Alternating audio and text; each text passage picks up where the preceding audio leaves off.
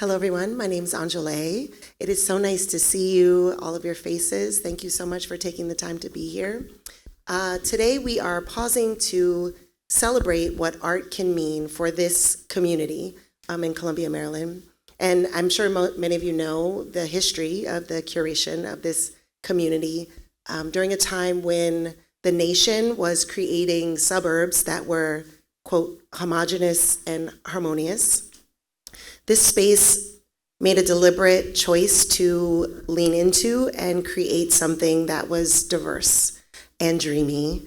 And just engaging in this process is brave and courageous. And I want to pause to acknowledge that intention hopefully is something that we can continue to perpetuate into the future. And it's not perfect, right? But we are trying. We're taking on the conversations and exploring the ways art can be and should be a rich community builder as we continue the tradition of intentional community building. Nothing facilitates a return to the heart of our shared community or amplifies our individual stories, histories, or identities like art. Art can even be a measure of the health and wellness of a community. We're here to think about the ways art can help us see where we are now and nurture the world we are cultivating. Art is, in fact, a gentle entry point into paradigm-shifting conflict and conversations, the kind that growing and learning families engage with, that might elevate and deepen love rather than divide. The art community can hold up a mirror, and when we see ourselves, we might learn to deeply and truly love ourselves in a real way. So today we honor the courage it takes to envision, live in, cultivate, and create a multicultural community and embrace the growth that's possible here. Tony Cade Bambara said, "The role of the artist is to make the revolution irresistible." James Baldwin said, "The role of the artist is exactly the same as the role of the lover. If I love you, I have to make you conscious of the things you don't see." So let's meet the people who are here today to love us and this community well. If you could please introduce yourselves. Hello, nice to see you. Hi, everybody. My name is Jereme Scott. I am a Colombian native. I went to Long Reach High School. I'm from right down the street. I've been coming up to this village center for 30-something years, and not a lot has changed inside the village center except maybe Safeway left, and now we have a new renovation for the art center. So let's see. I personally am the adult art curriculum specialist for the Howard County Library System. I was an adjunct professor at Howard Community College. I'm a resident artist at the Howard County Center for the Arts, and I'm an artist. So that's me. Hi, I'm Liz Henzey, and it's really nice to be here tonight and be with this group of panelists. And we do thank Robin and Danica and Columbia Association for this kind of series. I moved out here in the early 1990s, and I moved out from DC. That's where I grew up. My background at that point was public relations and communications. Moved out here between jobs with my then marriage, and I saw an ad for the Columbia Association Art Center. And I got my foot in the door, and I have been with them over 30 years. And it has changed, so I wouldn't be there if it had just been, stagnant. But in the arts, as you all know, things are always changing. And my job changed, the place changed, and I got a lot of support from the people I worked with, and I learned a lot about arts administration. I was very fortunate. I had wonderful mentors. The directors really taught me a lot, and then I went to school to learn more about gallery installation and arts administration. And I always remember that saying, start the work and let the work teach you. And I think that really helped me to get over fears, and I fell in love with arts administration. What I found was that it is always evolving, and we have a service to provide to our community. And it's so important to provide a venue for artists and for community members so that they can explore art. So without going into too much more, that's what I've been doing. I'm a hobbyist photographer, and for many years, in another chapter in like the early 2000s, I was a marbler on fabric. So I've been bitten by the art bug as well, but my primary passion has been arts administration. Thank you. Hi, good evening, everyone. I'm Dave Simmons. I'm with the Merriweather Arts and Culture Center, Director of Programming. I came from a small town in St. Mary's County called Ridge, Maryland, about 750 people, mostly fishing and crabbing community, very small. And I was always endeavoring in visual arts. I remember getting in trouble for the first time in the first grade for drawing during math class, and I don't think that ever stopped. In high school, again, with a lot of art and awards there, I got my degree in studio art from St. Mary's College of Maryland in art and art history. I won the senior purchase award there. Then I'm like, I don't know what to do with visual arts. So I worked in graphic design for a few years, and then I got my master's in arts management from American University. And then I was hired here 12 years ago to work with the Columbia Festival of the Arts, and now with Merriweather Arts and Culture Center in both, and doing a lot of events with a lot of partners here, and it's been wonderful. I now actually live in Long Reach now, over on Eagle Beak Row, and I love this community. I love the people, yeah, that's what I have to say. Thank you so much. Thank you. Yeah, this is a really special place that we work in. I am reminded that I actually got married in an art installation. My wife was an artist in residence, and there was a big, a huge space to create art, and we happened to be engaged at the time and got married in an art installation in Columbia. So it's just a really special place to be living and creating. I understand what you do here. I'm wondering why you do it. Why did you all get into the arts? And is there a story you'd be willing to share that illustrates what sparked your interest and passion in the art world? Anyone can start. Okay. So being a person that's from Columbia or Howard County, when I was coming up in elementary school, art was, we always had we called them our specials, so it was like PE, art, tech ed, and the library or reading, and so art and PE were my two probably best classes, and so with that, I ended up graduating from Long Reach High School, and I ended up going to college to play baseball. And it was a liberal arts school at St. Joseph's in Philadelphia. So being there at a liberal arts college trying to get a business degree meant that I needed to take languages, 3 different maths, science, and it ended up being too much to the point that I wasn't going to make the grades to stay on the team. So I had a conversation with my dad. He said, this is a really bad choice that you're doing right now. And I said, well, if I don't change my major, I won't have the grades. And so I changed my major. He said, I hope you know what you're doing. And him saying that kind of meant that I couldn't look back. So I decided that I wanted to try and be an art professor. And I pursued that. I went and got my master's, and then in trying to be an art professor, I realized that there aren't a lot of full-time art professor jobs out there.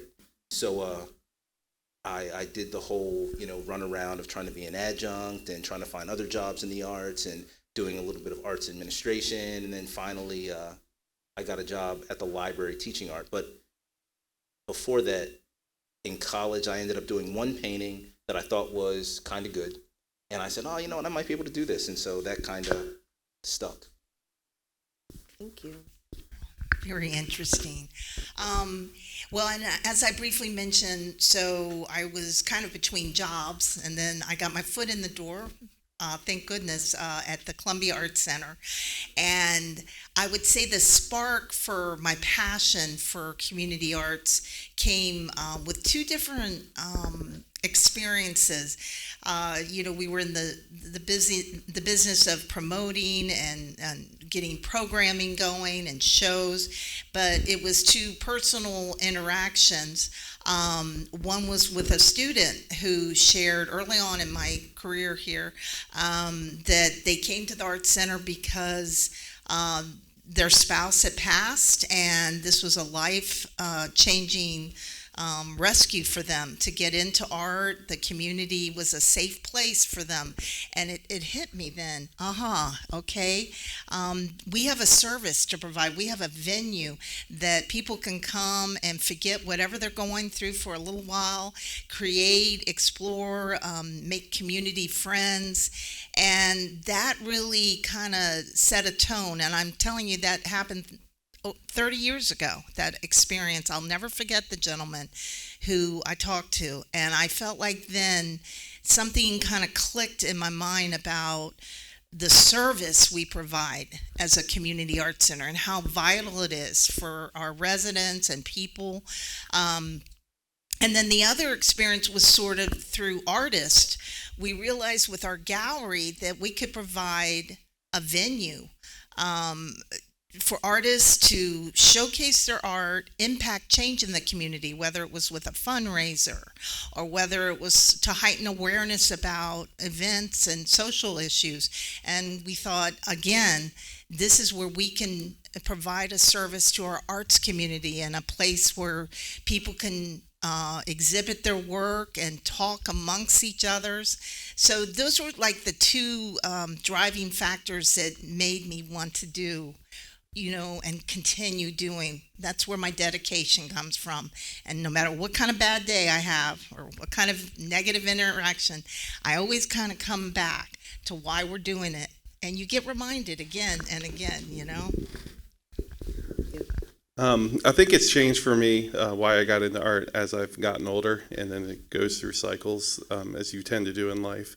I think in college I found, some of who I am, because at St. Mary's College we do like what's called it's a senior art project. We have to work on it all year, and for me at the time, I was kind of getting into some campus politics stuff. So I was kind of friends with some of the housekeeping staff, having grown up and gone to school with some of their kids too. So I kind of turned my senior art project into a big art installation propaganda piece on supporting the union and getting them union support for a cost of living adjustment, which happened after I left. But anyway, I turned that all into a whole thing and made my professors a little uncomfortable, but it kind of gave me a purpose.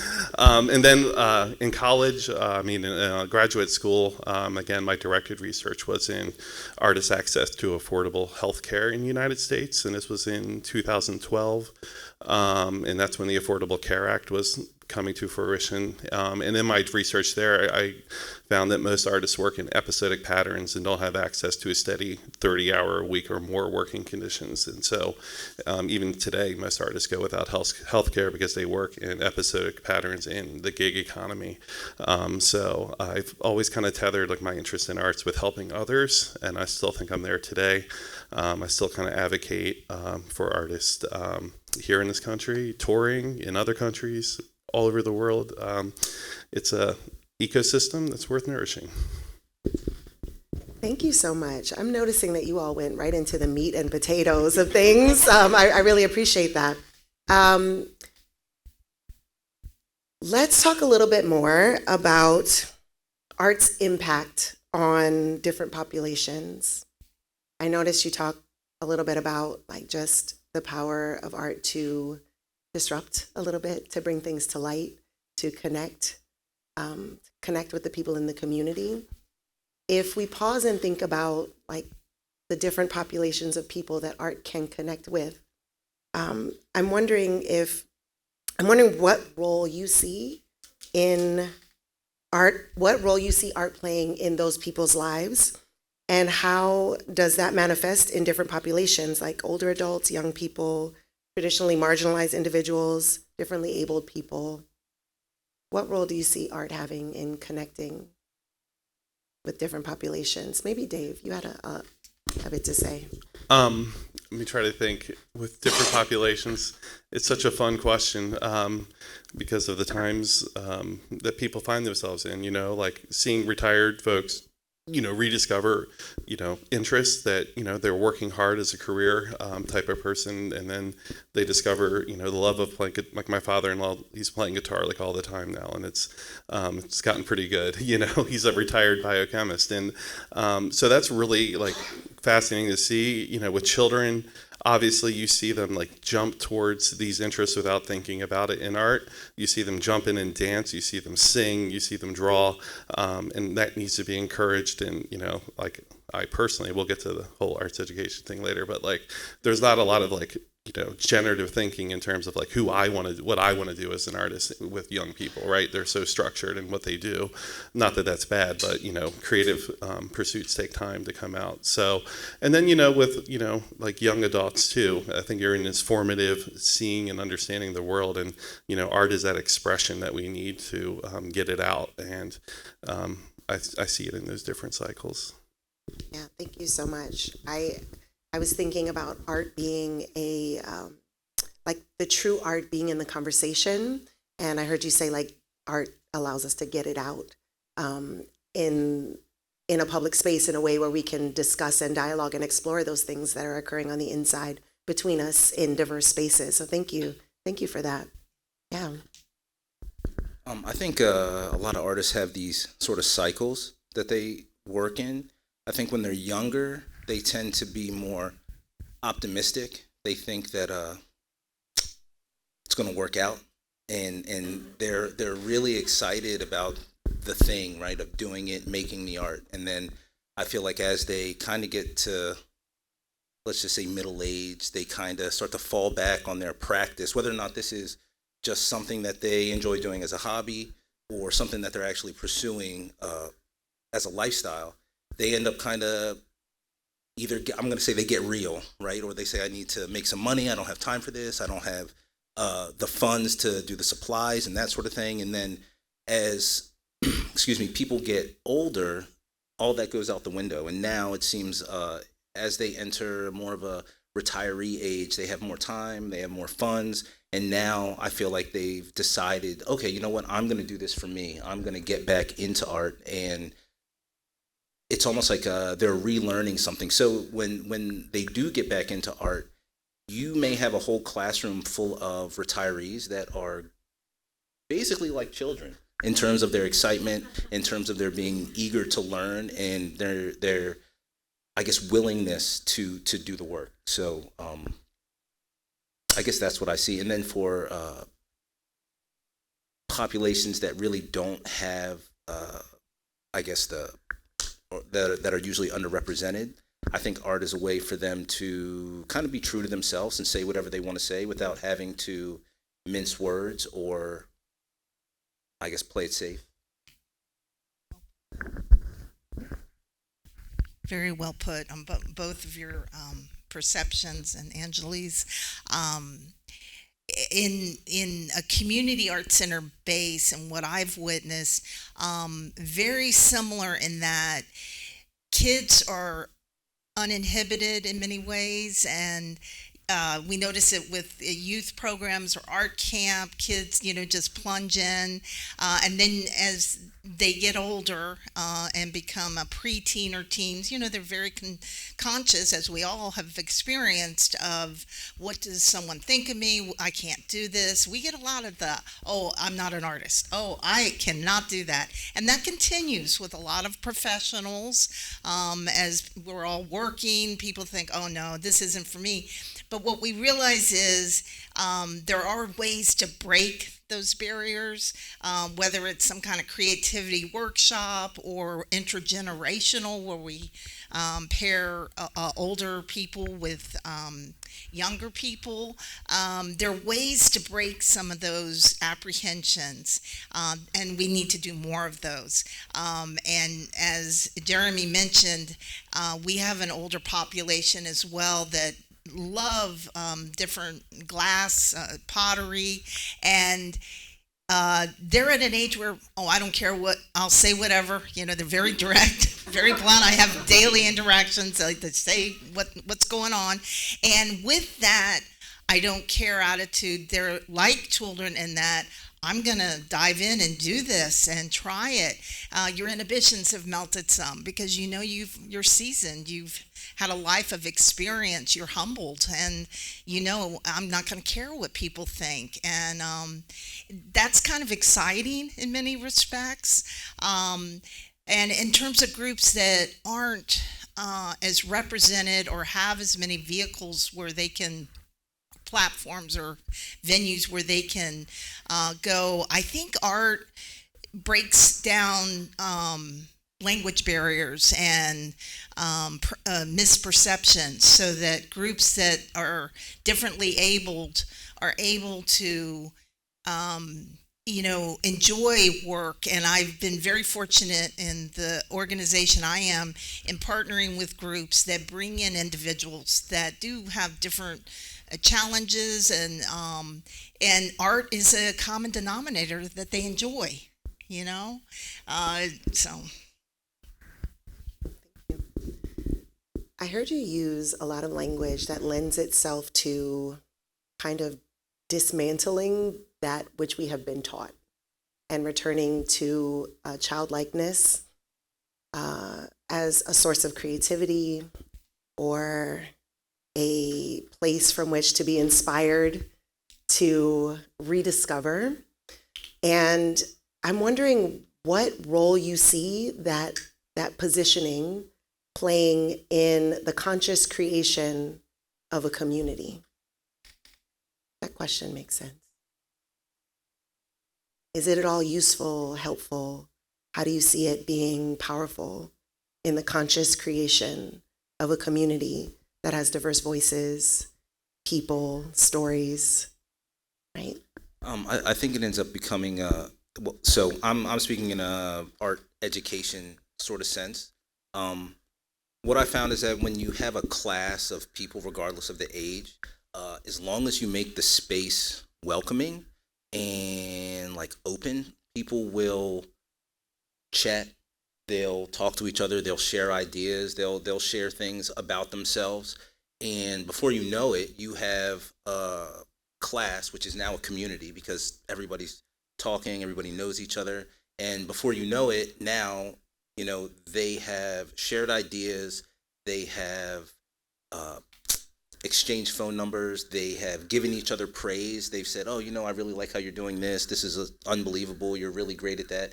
And so I think that ultimately they end up finding a little bit of a reassurance that they're not what is it called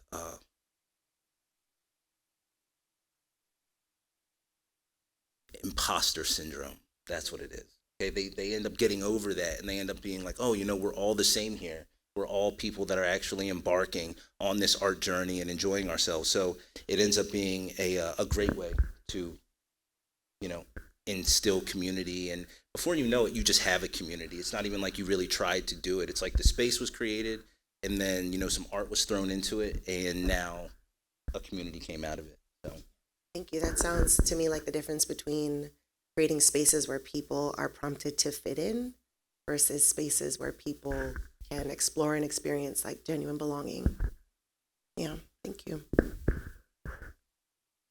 Well, I echo that. I think communication is the key, and you have these moments throughout the day where you do have time to talk to different people, and once a class starts, there becomes this sort of organic feeling of, okay, well, I'm getting to know these people, I'm seeing what they're doing, and a lot of preconceptions about what art is and where I stand with it go out the window, and you kind of explore it in a whole new journey that you had no idea when you signed up for the class.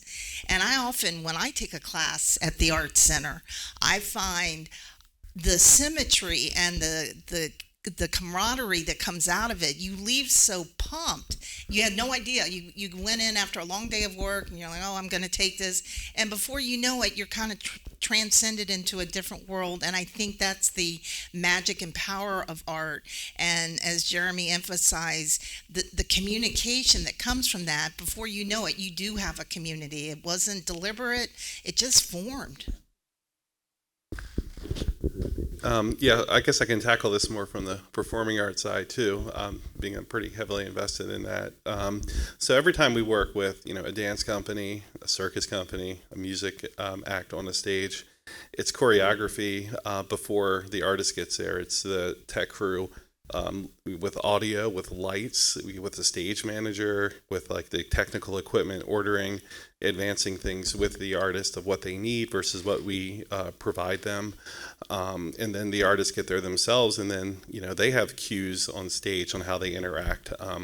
So one of the things that I do when I'm not working here on the side a little is managing a West African group named Dogo to Togo, which is a Togolese music group in Washington, D.C., led by Masama Dogo. And, knowing him over the years, over the last 6 years, the way he communicates with artists on stage is not always apparent to the audience. And sometimes he'll look over his shoulder at one of the players and he'll just go, and it's his way of saying, hey, dude, chill, and so, artists always have that kind of way of communicating with each other. And, for me coming from, visual arts before I got into all this on stage stuff, remember my undergrad painting professor in Jeffrey Carr, and we would put out all of our work on the floor. The whole class would come over and he would have this stick and he would be like, what about this one? And he would critique everybody. And after the first couple months, it's horrifying. Oh my God, he's calling out everything bad that I do. But then you grow comfort in realizing you're part of this community where we feel safe critiquing each other. So then we get used to it, and then we're like, okay, critique's part of making us better, and and then you kind of build some camaraderie around that. Similar to baseball, right? You gotta struggle sometimes to figure out what you need to do. So beautiful. Thank you for that. I'm thinking about this collective critique that we get to experience by way of creating art and being with and present with art, and kind of shifting the lens to the community we create as a thing of art. And I'm wondering, what you've observed over time. What are some observations about who you see emerging or represented over the course of your career? How has that evolved? Art can serve as a marker of history and whose voices or stories are important. How do you see that show up? It's a big question.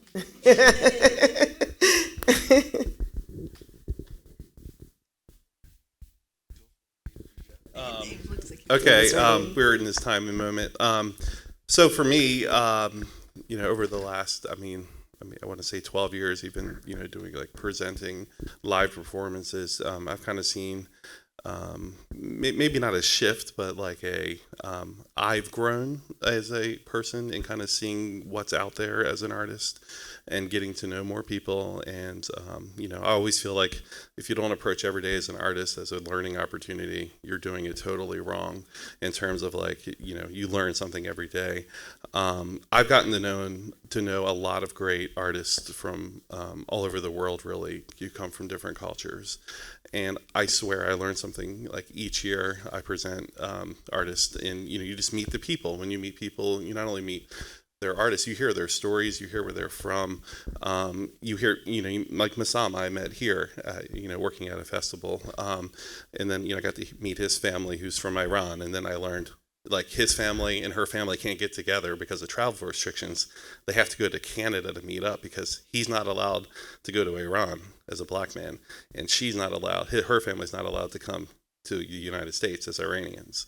So, you get to hear like, oh my God, but you guys were brought together, right? In terms of like you both, because they both happen to love creating and art and all those kind of things. So, you really get to know people and you really get to understand culture more than you do the actual art itself. And you get to understand their stories and the context in which they create it. And then those things become more interesting than the actual finished piece. So for me, I really value the context of how people arrive to the conclusions that they come to. And I just see every piece of art as like a celebration of knowledge, because what led up to that is more interesting than the final product. Okay. So in terms of the communities that I guess are evolving, am I on the right track? In terms of, Well, the community has evolved, right? The people who choose to partake in art right? has evolved. The Yes. creators themselves have evolved, Yes. right? What are some things you've observed Okay. So, within this evolution? and someone that's been around here for a while, it's almost like you have to look like it's a sociology sort of question, right? In Colombia, especially, a lot of people have aged in place. It seemed to be a very good idea. Your property value goes up and your kids leave and you have this wonderful house. And now a lot of people that are still living here are older. There aren't a lot of, and this is just what I see, a lot of young, I guess, like art people. And now I also deal with mostly adult classes and things like that. But in terms of the adults that are coming to these classes, a lot of them are probably 45 plus. And it's not a bad thing at all. I actually think it's a pretty awesome thing to see that all of these people that happen to be in older in life are now getting out and really investing in the art community and making art. And they are making art. This isn't just a little fad. I just want to get out here and try this for a weekend. They're really investing not only in their art practice, but studio spaces, taking classes, all of these sorts of things. So over the years, I've seen more and more of it, and in terms of the youth that are actually being represented, I used to be on the high school scholarship juror for the Howard County Center for the Arts. And a lot of the art that is coming in that I would see that was really good and really strong was produced by a lot of Asian kids.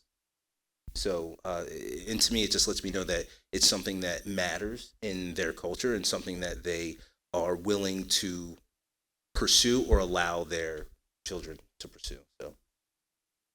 This is bringing up questions about accessibility. Yeah. Because you're able to name clusters of people whose voices are amplified and presented. I'm wondering if you want to add anything to the conversation first, Liz, and then I have a question about like drawing in all of the diverse voices, because we can look around the community and see that there are more than elders in the community, and there are more than Asian youth in the community. So I'm experiencing further questions about accessibility, about funding, even about respectability or shared belief systems and values. Just wondering what are some of the barriers from your perspective, from a diversity of voices being present in the art conversation, and what would draw diverse voices in. Well, just to piggyback or echo some of what Dave and Jereme were saying, what we noticed a shift in our art is with our galleries. There's an incredible community of artists, and we went from 30 years ago having shows by solo artists to doing more collaborative works and group shows that had themes and explored different issues. For example, during International Women's Day and Women's History Month in March, we started launching a show that featured art about women, and each year different themes. And we were amazed at the amplified stories behind the works of these artists and what they've gone through in their different countries. So culture started to really become a part of our shows, diversity, particularly during Anti-Bullying Month and June with Pride Month. We really tried to lend our venue as a gallery to artists to share messages that were very timely social issues. And as Dave and Jereme have said, getting to know people and their story then makes the art, at least in the visual arts, much more profound to experience when you know what this person or their family has gone through. And then to just, briefly touch on what you're talking about, Anjole, I think with young people, what we are finding is to incorporate the visual arts with writing, that there's some component of literature and the arts that really marry together well. And it seems to really hit the younger people, whether it's with an open mic night or an art class that incorporates words. So we're seeing that as a real icebreaker with some of our young groups. We have several young groups that come in, and these are the kind of classes that get them to think and to share what's been going on with them. So in that aspect, I just wanted to touch on the youth element that we've seen grown through the years. So Sounds like storytelling. exactly. All And I think the storytelling. more vehicles you give them to use that, the more they want to share. Can I say something else? In terms of the you also have to think about the era that we're in, and a lot of kids aren't interested in doing something that takes a lot of patience, a lot of resilience, and a lot of thought, right? So doing any type of art, especially if you plan on being good at it, and that's the other thing, right? So many kids that I meet are so hooked on, and even adults are hooked on being good now, right? Rather than, oh, let me just take this journey and watch myself get better, right? They're not really in it for that. They end up thinking, I'm no good at this, and why spend my time doing it if it's going to be a waste of time? So with a lot of kids, I would assume that because they weren't necessarily brought up in an era of, whatever it is that I'm going to be working on is going to take a lot of time, a lot of resilience, a lot of patience, and a lot of effort on their end to still be bad, right? It then you really have to look at it. Whereas people of an older generation, they are used to things like that, and so for them, they understand, okay, well, this comes with the territory, and I'm willing to pursue it. So I'm thinking about, I'd never thought about it before, about just the cultural shift in the perceived amount of time it takes to create something bad, being one of those things that is a potential barrier, in one's belief about their accessibility to become a creator. Yeah.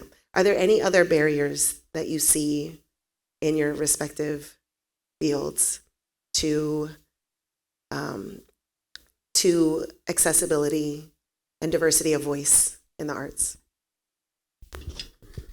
I think barriers, well, first of all, have always existed, and they always will exist to some degree. Even in the most perfect world, there will be barriers for people, and I think I run into that, all the time, in hearing from touring artists now, right? I mean, after COVID, a lot of what they call the mid tier of touring artists, right? So not the ones packing stadiums, but ones with somewhat of a following that used to tour in small clubs around the country.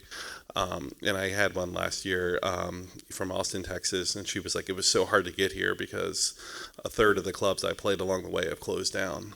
and many of them, are along like the whole southern or in towns that haven't responded as well. And she's, was a very talented person, and I was like, like, man, that's, it's, difficult, right, in terms of like the barriers there just for touring artists now. And then on top of that, there's barriers within the industry. I've seen, for example, like artists where they had like really good demos as recording artists, and they had everything working from them, only to be told by an agency like, oh, we were looking for something like more exotic. And by what they meant by that was like it was an interracial band, and they wanted something more sellable as like, purely, in their case, like just a 100% ethnicity of Africa, so they can be an exotification kind of sell, for the agent, right? Because that's where the business and then culture don't mesh all the time. And I still think we have hurdles to overcome in terms of like what people want versus what we're being sold. And I think people want community, people want belonging, and people want to create, and they always don't want like what's being commercially sold or, to them. So I think there's always that give and take. And I think kids today get these like, I'm living it, like these little YouTube videos of like, oh, they're creators, they do this little thing. It's like, what Jereme was saying, like until you sit down and you struggle, to draw something, you do like self-portraits or you do whatever, like it takes a lot of practice and time to get that stuff right. Like you have to go through the process. So for me, the process and the journey of identifying yourself, or the hours it takes to put into playing an instrument or whatever, or dance or whatever it may be, or acting, like that is what is celebrated, right? I mean, when young people want to do it, encourage them. Like that's what they want to do, encourage them. I mean, I've seen, even, growing up, like kids like not being encouraged, like you should do something with business. You should, like they can still do that, but like I feel like sometimes they need more encouragement, and sometimes at home too, because I think sometimes parents can, drive their children like, you want to be successful and you need to, get a business degree, and, sometimes schools, get STEM, science and technology, you can be the, government contractors of the future, and those are all great things, but, you can also be an artist for artist's sake, for humanity, for social issue, things as well. Yes, and I agree with that. I think it starts at the home too. What's important? What do people value? And you do see various groups that really nudge their kids that have talent with art. And I've seen it in various shows we've put on, community venues. And I think there's also economical barriers. There are a lot of people who can't afford certain aspects of art. We saw it during COVID, and whenever the economy is fluctuating, we really do notice what gets cut. Well, I can't take this fun class I want to take. I've got priorities. We all know that feeling at times, and so there is that hurdle as well. Thank you. I'm thinking about like time as a resource, and how the creation of art can shift when groups of people have the luxury of time to focus on creation over survival. And from the perspective of a person who has that luxury, right? I'm just thinking about what a privilege it is to be in the act of creation in a way that maybe potentially shapes the world as we collectively see it going forward. Those with the privilege of time shaping the collective imagination. And I'm wondering, right, like if we are using art as a tool to consciously initiate and create change, to create the world that we want to see, to create the world that possibly defies these pre-existing barriers, right? How do we welcome and create art that challenges us, that creates the world we want to see, that embraces the conflict, that discusses and explores the questions that literally must be discussed and explored so that we as a collective people can go into this next season of life with our health, our wellness, our sense of co-collaboration intact, right? How do we use art as an agent for change to create the world that we want to see, and for that world to be inclusive of all perspectives and not just those with the luxury of time or resources? So when you say create it, right, and to actually make a change, I feel like in order to make the change, people need to see it, right? So as much as it is in creating, right, like like Dave was saying, the process is everything, right? Like in just doing, you are the artist, right? Whether or not it's good or bad. But I feel like people have a hard time. I'm sorry, I lost my train of thought. Can you can you give me the question one more time? How do we welcome and create art that challenges us, surprises us? Okay, so embrace the conflict, create space for so creation. It's the process, right? And in the process, you are doing, right? And when you're doing, you should be creating something, in my opinion, that's like personal to you. I think a lot of people get caught up in doing something that they believe is saleable, or that the community will like, or that, maybe this will win this competition and then I'll get my foot in the door doing this, that, or the other. But really, it's you really need to just be making something that's personal to yourself. And then before you know it, your artwork falls into this, space in the art world where it should be. Like I end up having a lot of students that will make these paintings, and they'll sit there telling me that they're not good, that they're unsatisfied. But really, to me, it looks like an unbelievable piece of folk art. But in their mind, I don't, or maybe they don't know that. Maybe they haven't seen folk art in the art world and go, oh, you know what? That actually does look like something that, Frida Kahlo might have done, or Romare Bearden, or something like that. So instead, they end up kind of diminishing their artwork, even though it's very good.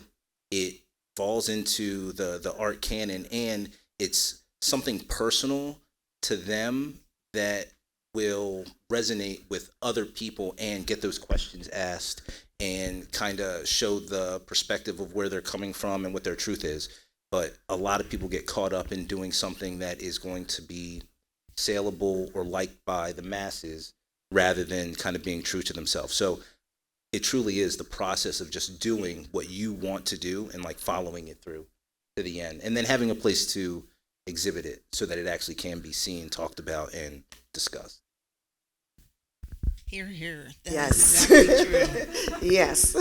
Just to add to that, I know so many artists who deal with this balancing act of having to produce for a gallery they're in, and having to meet a deadline or pressure to enter this show, and feeling this kind of work might work with this kind of gallery.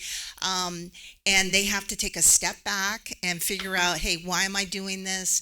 I got to paint for me, my passion, my expression, my history, who I am. And they wrestle a lot with this, and I've had many conversations with artists about it. And one of the most effective things is to step back and get back to, why are we doing it, and what is the process that we're investing this time in, and this outlet for what we have to express. Because the financial end of it all is very loud, and a lot of agents and gallery owners, are put pressure on artists. And there are a lot of production artists, production potters, and some really love that, and they're fine with being very mainstream. And you have to think about, some make an income at this, so their livelihood depends on it. But others who do have the affordability of doing it, and not feeling that every painting has to be sold, can get back to their roots. It's so vital. And I think that's something we have to teach our young people about, that, whether you're going into art or you're going into business, if you have an art feeling, like I have a niece who just paints so well. She's 6, and I know everyone has somebody young that you say, oh, they're the artist, but she has such a talent. But I have to bite my tongue because her parents want her to be more sports focused right now. And I said, you have got to nourish that talent. I mean it. And, it's something we have to remember, whether we take that art, into a profession or we just do it on our own. It's so important to nourish it from an early age.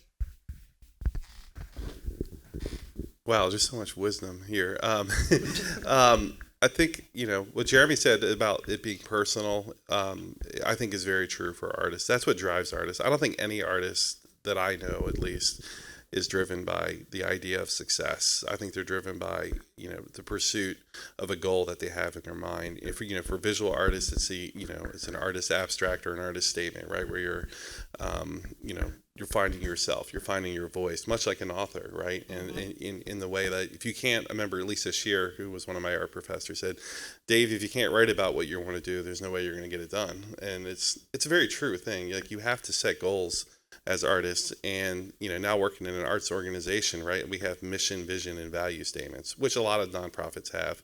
And for some people, they just write this stuff and it's just like it's part of a strategic plan, and it's like, yeah, we wrote that, it sounds cool, it sounds like what everybody else is doing, it's like DEI and stuff, so like, let's do it. But none of that matters. Like, it's what you do as a people who work in an organization every day that matters. It's what you produce that matters. It's the people you hire that matters, right? It's the conversations you have that matter, the people that you surround yourself with that matter. So, as artists, as arts organizations, you really have to think about who you are, your values, and the type of culture you're trying to build. And here in Columbia, as I go around, I spend a lot of my life at the lakefront and at Colorburst Park and at, the art center and other, places where art happen, in the schools with a school residency. What matters are those people, right, and the stories they want to tell and what it means to them, and just creating a platform for them. That's what matters. Well put. Yeah, thank you. Thank you so much for that. You touched on it a little bit, but I think I want to ask the question specifically, right?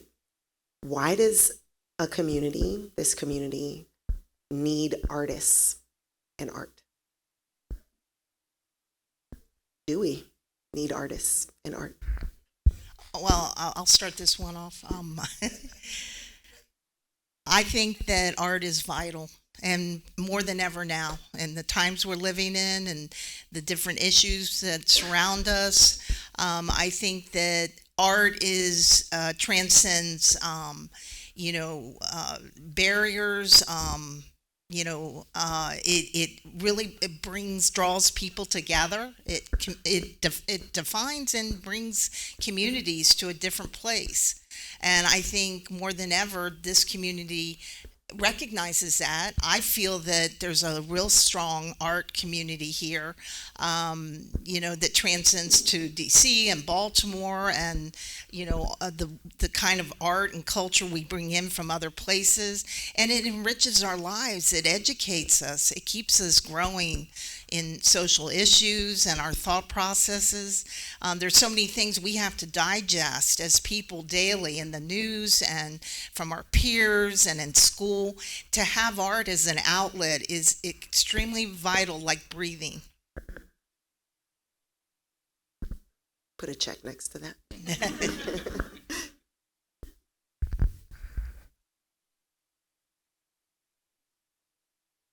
You're making a thinking face. Yeah. I always have to rehear it again. Can I hear it one more time? Does this community, need art and artists? Yes.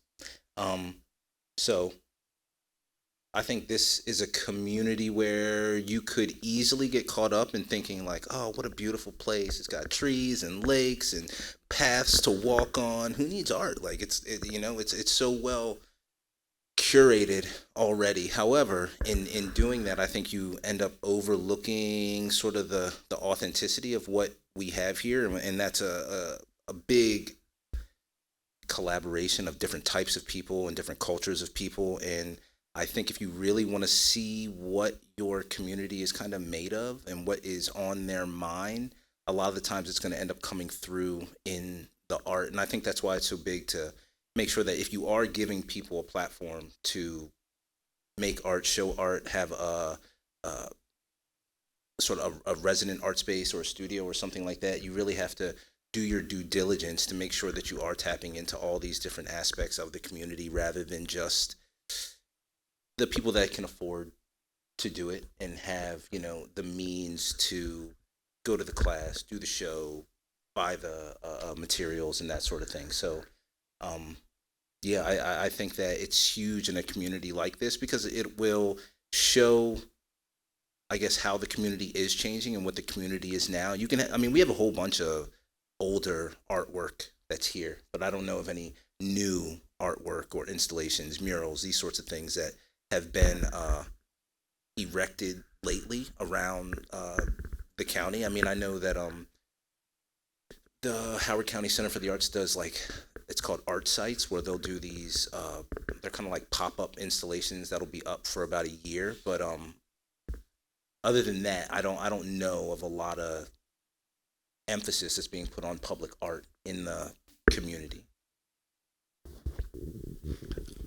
As a person that came from like a rural county with not a lot of public art, this is incredible what we have here in Columbia. You know, we didn't have any like art centers, or we had like a cornfield and a country store and stuff. So it really is, and you have this great community. And the question is, you know, creating as much of an opportunity for everybody and listening to as many voices as possible. So like even within like a community, right, you'll have, you know, it's to say like any random like migrant community, right, like you'll have people that are like sold out for cultural preservation.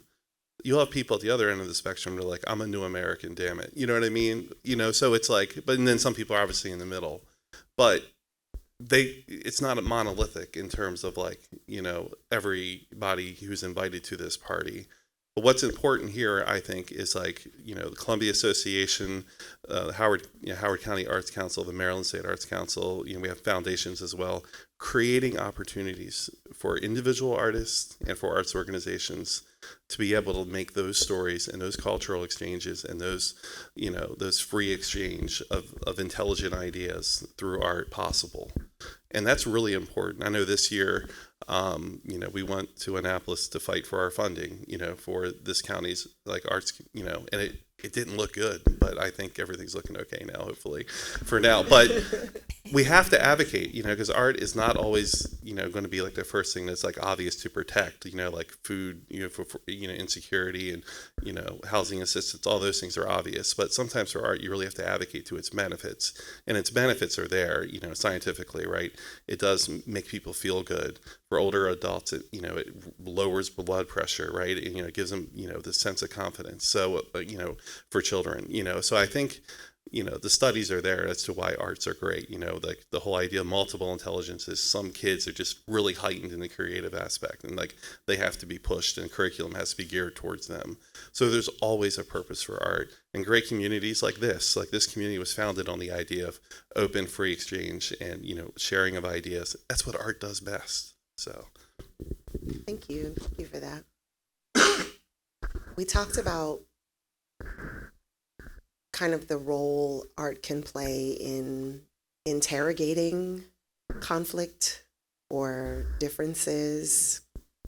I am wondering what you all think art's role can be in healing.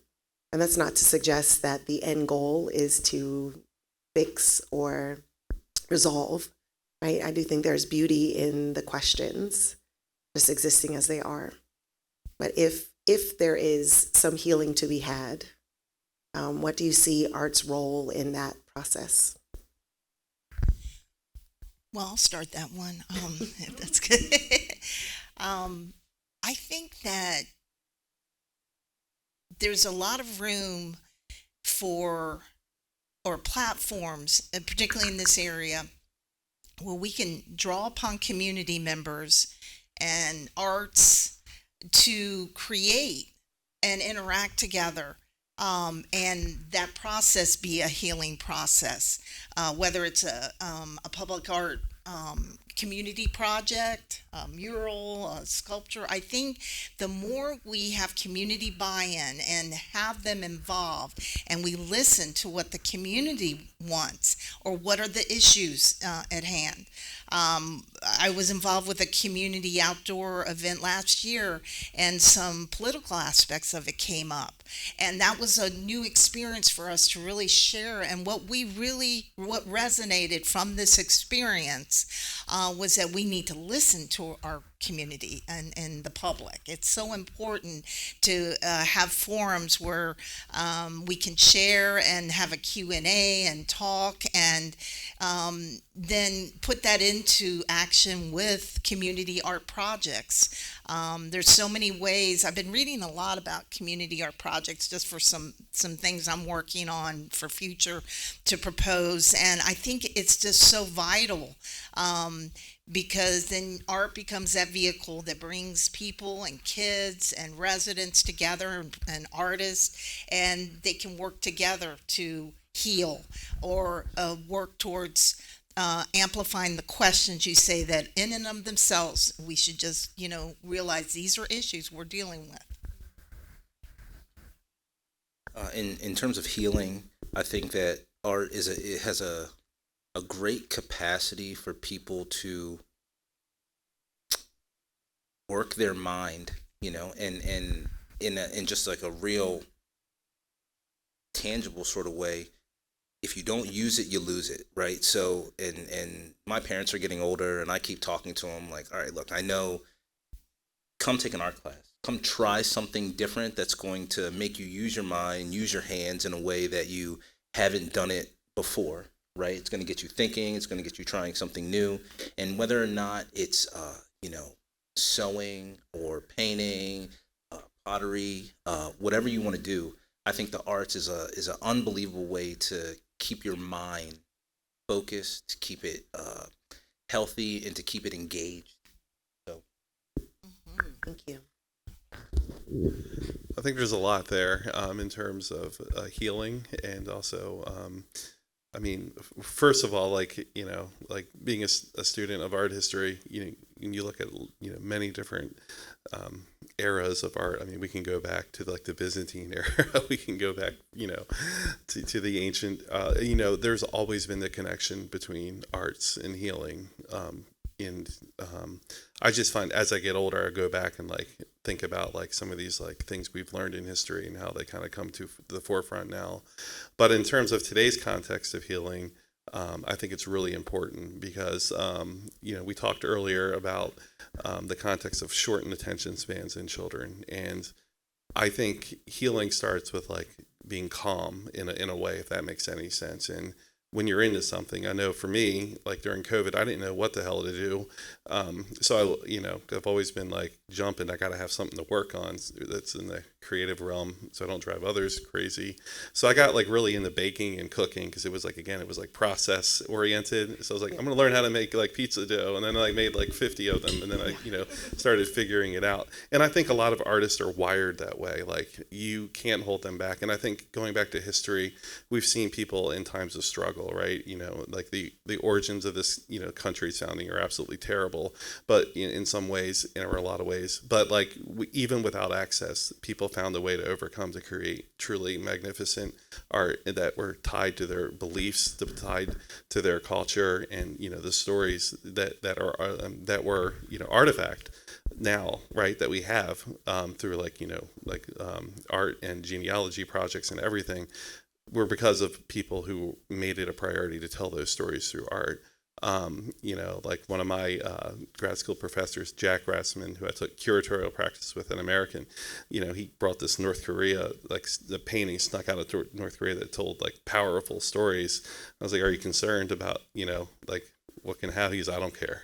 And, so you need people like that, like see that art as like, storytelling for healing, because to show those was telling a story that people wanted, who escaped that horrible regime, wanted told.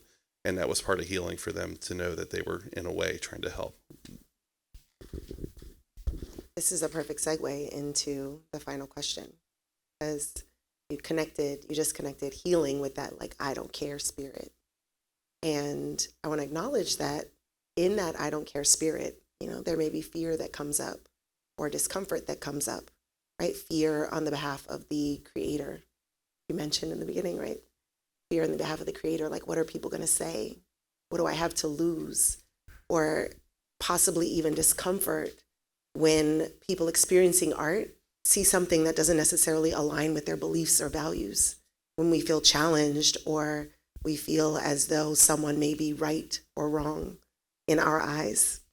So I'm wondering, if you all have any parting advice for the creator or whomever may experience art when that feeling comes up in our guts, when we feel resistant to the process, when we feel resistant to the experience, when we feel afraid of what might be revealed within us or within our communities or our societies that we're creating as a result of this art emerging. Is there any advice that you might give to that person?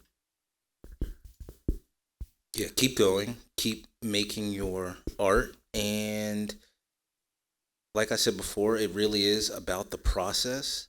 And you never know. So people will look back in history and they'll think of like art of the times, right? But you never know you're making art of the times until the times pass, and then you look back and you go, damn, I was right on, right? So you really need to be true to yourself and do the things that are important to you and that you feel passionate about, because number one, those are the things that you'll complete, right? So if you try and do some work and it's something that you think is gonna, I think this might be good for this show or something like that, I can almost guarantee you that while doing the work, you're going to stall out somewhere probably 75% through. You're going to get bored. You're going to be like, you know what, I'm not into this anymore, and you lose your passion for it. But if it's something that you really are into, you're going to make sure that you see it to the end. So I would say, just keep creating your truth, and one day it might not. It might not. Okay, so I'm not going to say one day. So just keep creating your truth, and hopefully at some point you'll be able to look back and go, man, I was right on. My artwork is relevant. And I think that's what we're all looking for, right? Is to if you're an artist, to find that your artwork does fall somewhere inside like the art canon and can actually at some point be seen as, oh, you know what? This goes perfectly in that 2025 era. This is what was going on, and this speaks to that. So I would just say do the things that are true to you and see where it gets you. I think you both hit on it. That the more true you are to yourself and the more genuine you are about what inspires you with your art, and you get back to why you're doing it and how it makes you feel, those messages will be amplified in your creations, and they'll be what tell your story. And it could reflect what's going on in the times. It could reflect what other people have felt and had no idea. It could be expressed visually or performing or written. And it's just so important to remember why you started in the first place, because there's so much to each of our stories, and we have no idea how that can impact somebody else or make them feel less alone. Yeah, I think in closing for me, like staying true to yourself is really important, to have that value system in place, and to keep working, because if what keeps me kind of thinking, this is like my 12th year, like being here and working in a community with some great community art projects. I've worked with Liz and I've worked with just about every nonprofit, I think, in this community in one way or another, which is always rewarding to bring different audiences together, whether it's like the ARC of Howard County or autism, or, just been so many, or with the Horizon Foundation, just so many projects where we connect art with different communities, which is always powerful.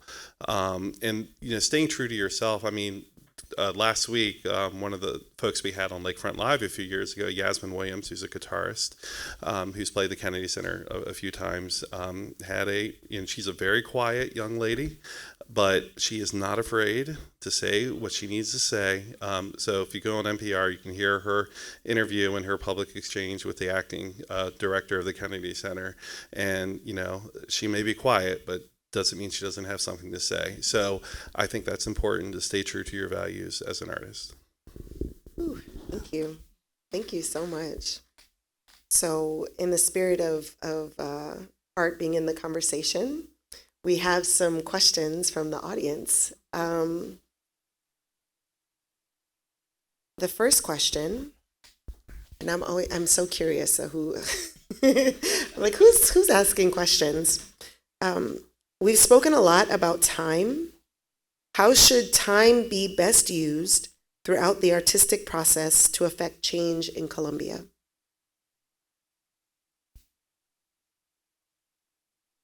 I was like, I have an interpretation of this question, and I'm wondering if it's accurate. And I'm wondering if it means like Their time. Are they asking the question personally, like how should my time as an artist be used, or how should Colombia use the time? the How artist should the time. artist time? Thank you. Okay.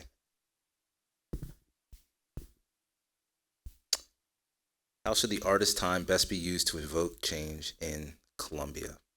I would say continue making your art. Be diligent about it. Have a place that you want to show it, or and by that I mean like as an artist, without a deadline, nothing gets done, right? So, like, there needs to be a reason why I'm trying to complete this thing and work so diligently at it. So I would say, try to have some place that you can anticipate showing it, or getting it into a show, whether or not it's like a year away, 6 months away, whatever it is, and then really just work hard at your work, submit it, and then hopefully you can show it. And then if it's shown, then now we can have a dialogue about it. So I think that's the best way for an artist to kind of use their time. Other than that, if you see any public art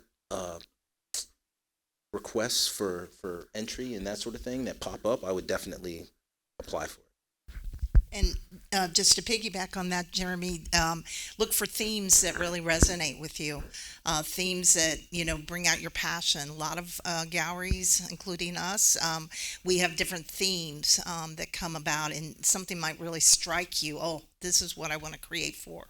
And I think just being very, very aware of your community, getting out there, and this probably goes without saying, just being aware of what is the pulse of the community, what are the issues going on. They may really inspire you to do your art. I would say listen and look and learn and see what's around you is really important. For me, like when I'm not doing art and surrounded by art, like I'm also on the board of Columbia Community Care, because like food insecurity and like expungement clinics and those kind of things are like all important to me as a value system. So again, I think it's just like finding or like those opportunities for you as an artist and what's important for you, whether that's, if you're a musician, find other performers to play with. If it's a visual artist, find other visual artists to talk to, to talk about your work. I think, visual artists sometimes can be very insulated. So it's a good idea they have studios next to each other, because I think it would be a scary world if they were by themselves sometimes, because, they just get so caught up in their own work, right? Which is a blessing and a curse. And, that forced interaction is great for an artist community, because, we learn by, seeing and contrasting ideas. Thank you for that. I was thinking about the importance of cultivating introspection and treating that time spent, like reading, sensitively engaging with the world around us, right? Like being weird before a flower. I was thinking about the importance of regarding that time as essential for the act of creation, right? That quietness. There's so much pressure to do a thing or to create a thing, or so much focus on the output. And I'm just thinking about the amount of time that's been invested in me becoming who I am, being the person who has the perspective, who has the emotional capacity to sensitively receive what is happening in the world around me, and then to process it through my intellect and to weigh it against other people's thoughts in books, right? Like, I think there's an inclination for that time to not be treated or respected for the productive, essential element that it is. So I'm thinking about just shifting consciousness and thought in the direction of quiet, introspective time being prioritized as well. Yeah. And well, to go off of that, I think there's a lot of pressure, especially with things like Instagram, TikTok, social media, things like that, to produce something quickly and show it to the world, right? And hopefully get some likes off it or something like that, right? But in the end, it'll be so short-lived, and it will be, I feel like the time that it takes to make something great will not be appreciated, because when you really take the time and you put in the work, you know that, oh, this took weeks, months, days, however, whatever it is, right? But when you minimize it to just, this 30-second little clip of you putting something together, now the sad thing is that the world absorbs it 30 seconds and then they move on. And it's like you didn't do anything, So I would say take the time to make your artwork and try not to get caught up in, like a quick fix, or like, I have to get this out so the world can see it, so that people know that I'm an artist that's working and doing things, right? So it's but then again, it's also kind of tough, because if you apply to anything these days, they're going to say, what's your social media? And then you go, oh, well, I don't have too many things on there. So, it's like a double-edged sword. But I would say don't get caught up in trying to produce things. It's like fast fashion, like if you're in a nice suit, someone's going to know that it's a nice suit because it looks like it took some time for it to be tailored and made, right? But you could be in a suit that's a cheap suit, and then, the pants rip while you're sitting on stage. And now so take the time, and I guess don't be so caught up with showing your work so quickly and losing kind of the magic of it. Like you are asking us to be egoless. No pressure, but Yeah. because even if we do create something that, to your point, is like a well-tailored suit, the world may not receive it. Yeah, very true. And we do it anyway. Yeah. Yeah. Okay. The next question: where is the line, or is there one, between arts and entertainment in terms of their value in community building or placemaking? There's more. I'm going to read it. How do nonprofits and for-profit arts organizations find common mission in one community?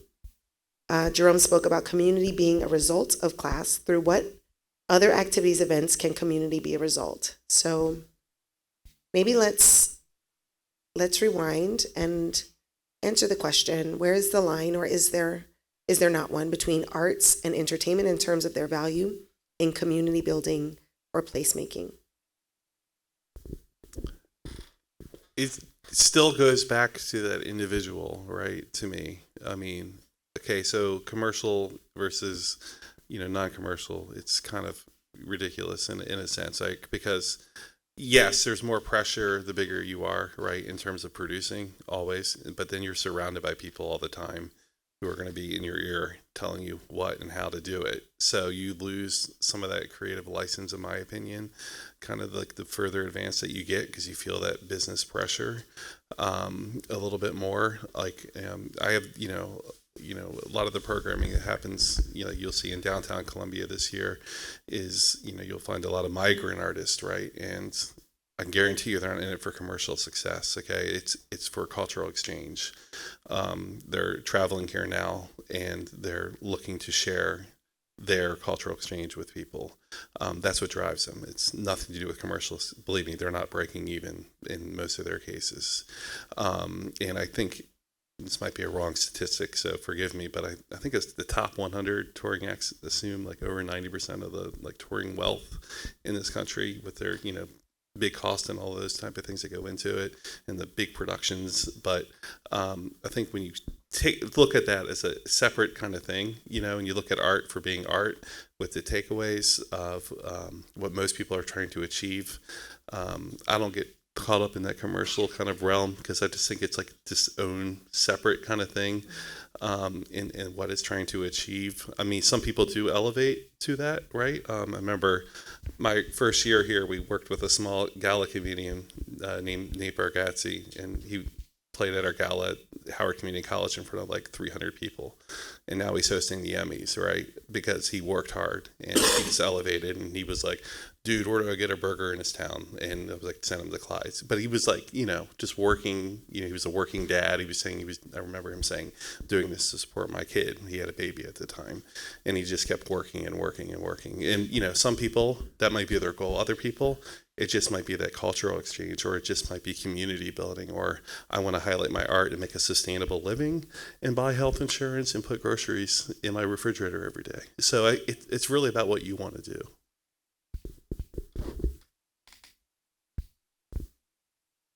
And I think that it is a very personal decision in terms of it, art being art for art's sake, or and I'm thinking of visual arts because that's what I deal with mostly, and what you can define as entertainment. And I think they can mesh together at times depending on the venue or the project. But could you repeat it a little bit? I just want to get it. Sure. Where is the line, or is there not one, between arts and entertainment in terms of their value in community building or placemaking? Well, and I think, again, it just depends on the situation. There are lines sometimes. Art is for art's sake.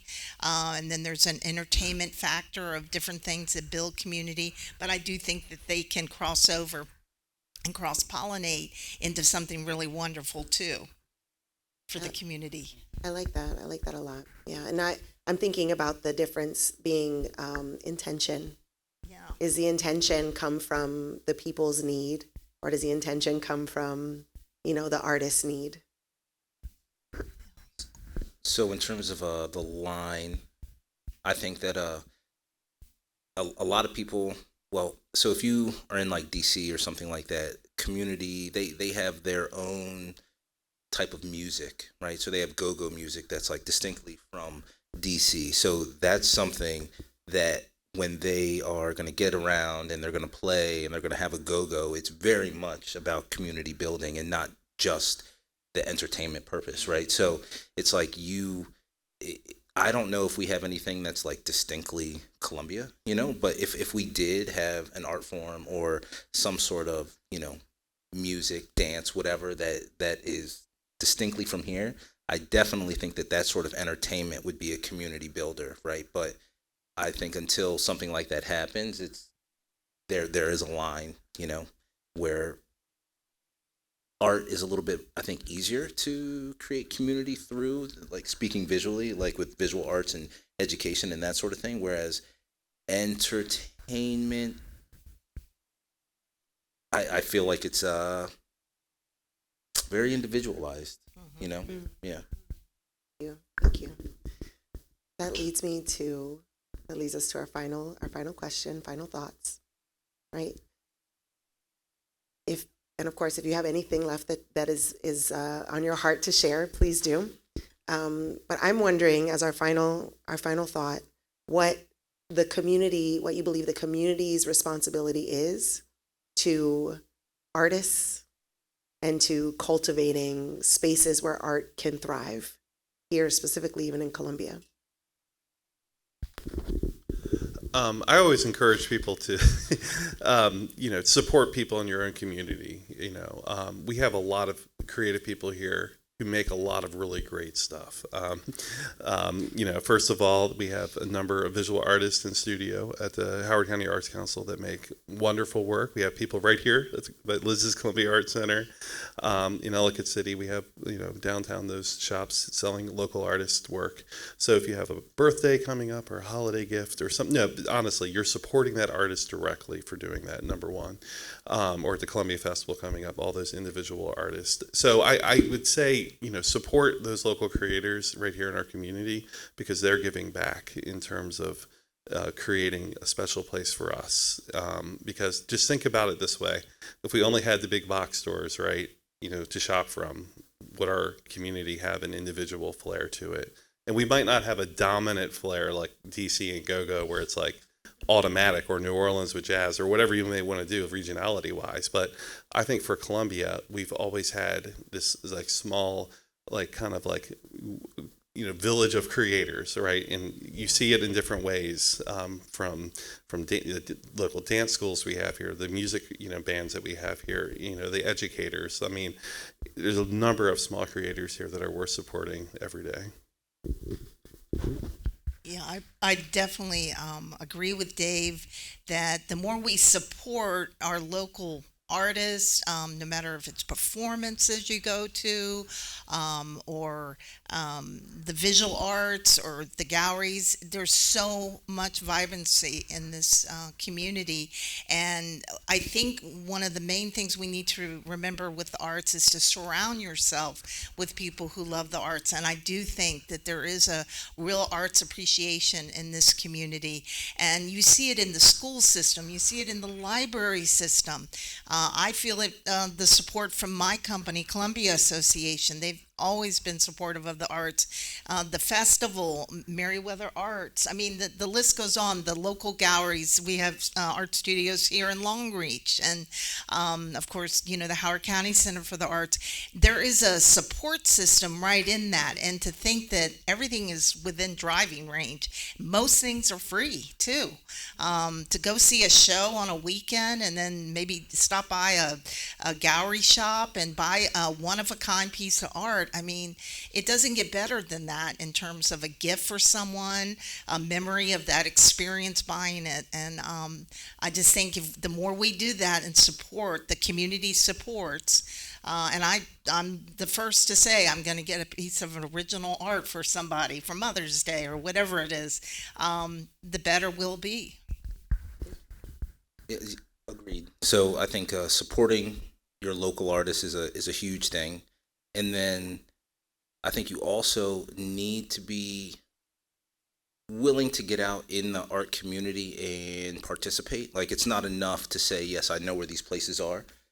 Go see a show, go take a class, go patronize an artist. And I think that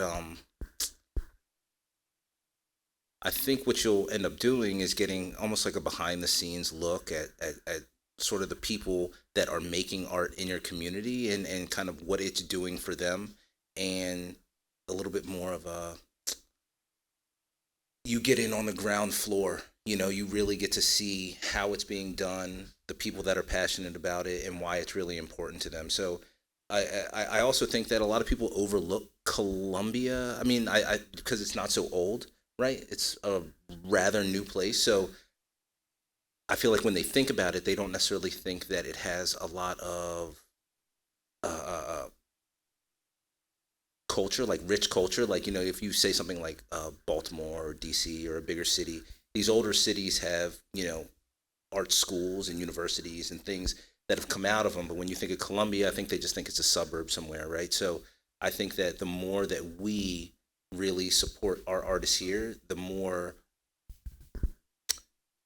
we support our artists here, the bigger our art scene becomes. The bigger the art scene becomes, the more people are attracted to the art scene in Columbia. And now it's a real thing. It's a real thriving thing that people are going to be like, oh yeah, I collect artwork from all these different artists that are out here. But until that things starts to happen, I think that it will always kind of be overlooked as like, oh yeah, they do something nice there. But so I think it's up to all of us to really, do our part to be a part of the arts in Howard County, Columbia.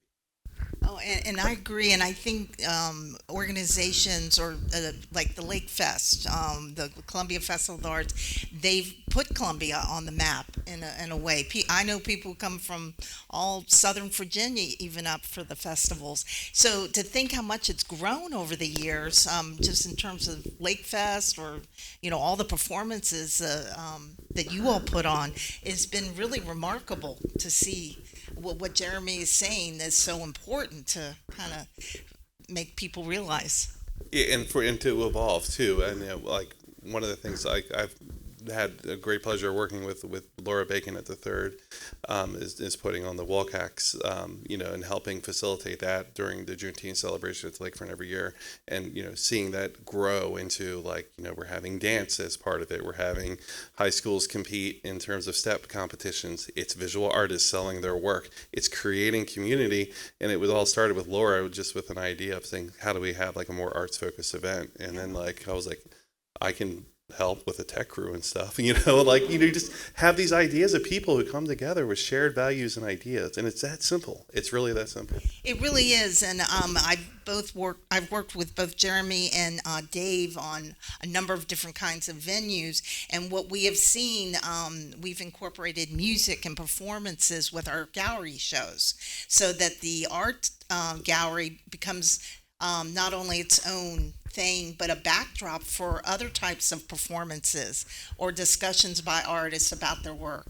And that's been great. We've done a Beyond the Blues show, and we're going to resume that for this next year now that we've reopened after renovations. But Dave brings in wonderful musicians. Jereme's been both a featured artist in the show and a juror for it. So, it's ways we can, in the literature community, kind of marry each other to put ourselves on the map, kind of.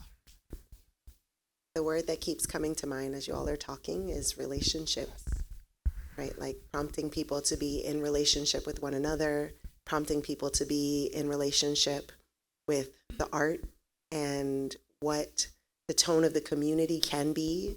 I keep thinking about relationships, and it's so interesting too that you mentioned Laura Bacon and the Wild Lake High School step team, because those are my people. These are just, we are here because of those relationships, and that's what really makes it so rich. And I just want to close with this because I feel like it's important. I don't think anybody ever tells you they feel left out. Right?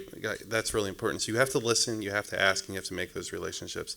Number two, there's a great survey going on now. The Howard County Arts Council is doing this survey of what people want, in terms of an arts community in Howard County. I encourage people to go take that because it's important that they have that data. Think of it like an art census, right? We have to know who's out there, what people want, so the arts community, and as Can you say it one more time? What's where it's a survey that the Howard County Arts, Colleen probably has it. She's in the audience right there. But you can find it, maybe if somebody's in this room or online, they can go to their website as well, to fill that survey out so we can know who's here, what they want, and how we can respond. Thank you.